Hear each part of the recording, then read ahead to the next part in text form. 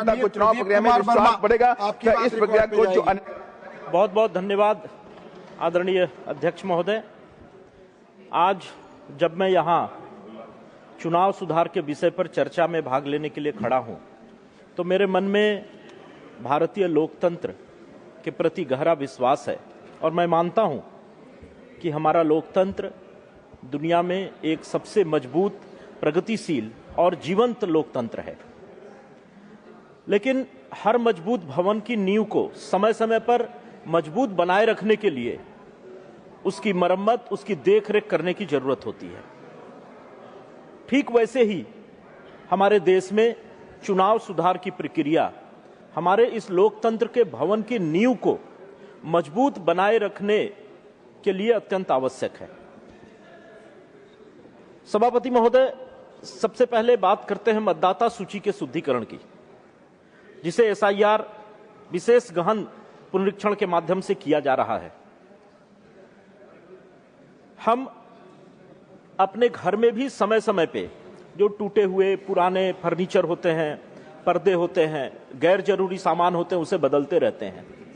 तो क्या इस देश की मतदाता सूची, जिसको आधार बना करके हमारी पूरी चुनाव प्रक्रिया संपन्न होती है, उसे समय समय पे ठीक करने की आवश्यकता नहीं है?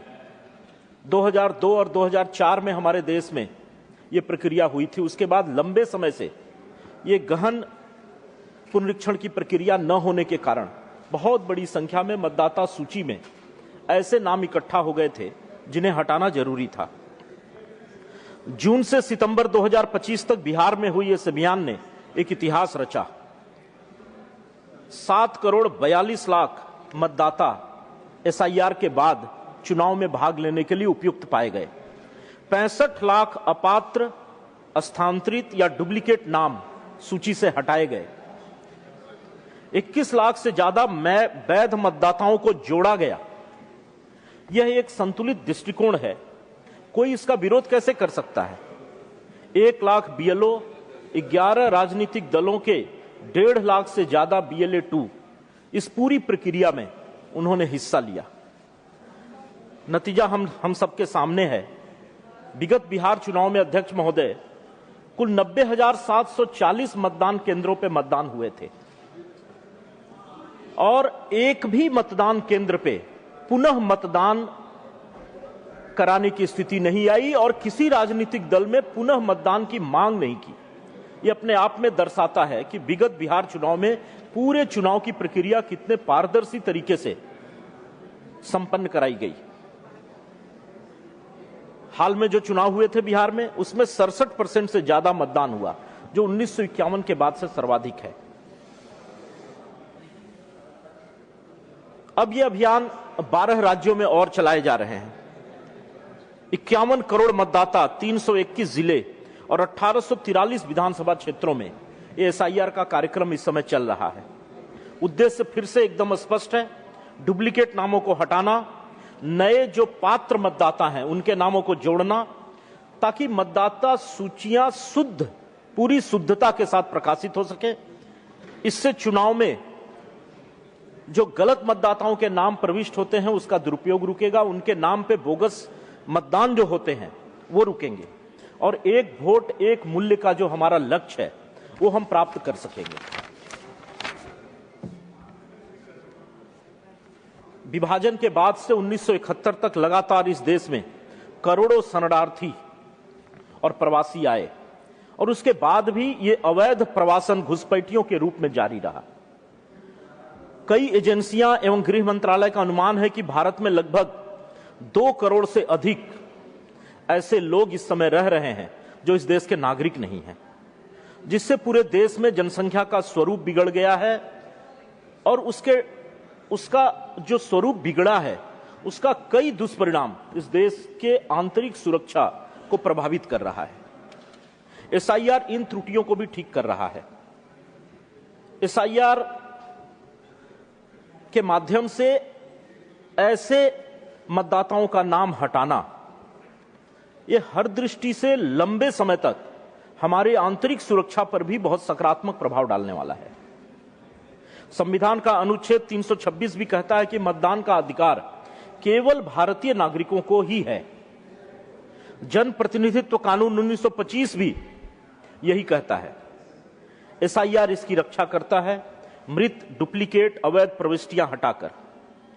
यह चुनाव की पूरी प्रक्रिया की शुद्धता को भी सुनिश्चित करता है।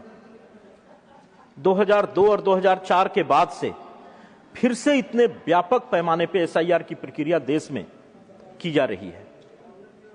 सुप्रीम कोर्ट ने भी 1985 में इंद्रजीत बरुआ के मामले में एसआईआर का समर्थन किया था और नागरिक सत्यापन की प्रक्रिया को भी वैध माना था।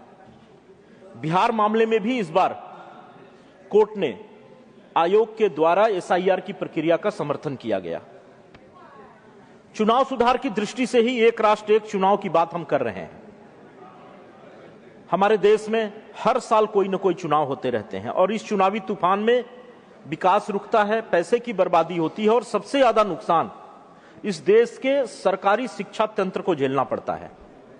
आज भी इस देश के बहुत बड़ी संख्या में जो मध्य वर्ग के परिवार हैं, उनके बच्चे सरकारी स्कूलों में पढ़ते हैं और सरकारी शिक्षकों को बार बार चुनावी प्रक्रिया में लगाने से हमारे देश के ये जो सरकारी शिक्षा तंत्र है उसको बहुत नुकसान होता है। तो वन नेशन वन इलेक्शन की बात हम इसलिए कर रहे हैं कि देश में एक बार चुनाव होने से हम इन सारी कमियों को दूर कर पाएंगे और पैसे का बचत होगा सो तो अलग से।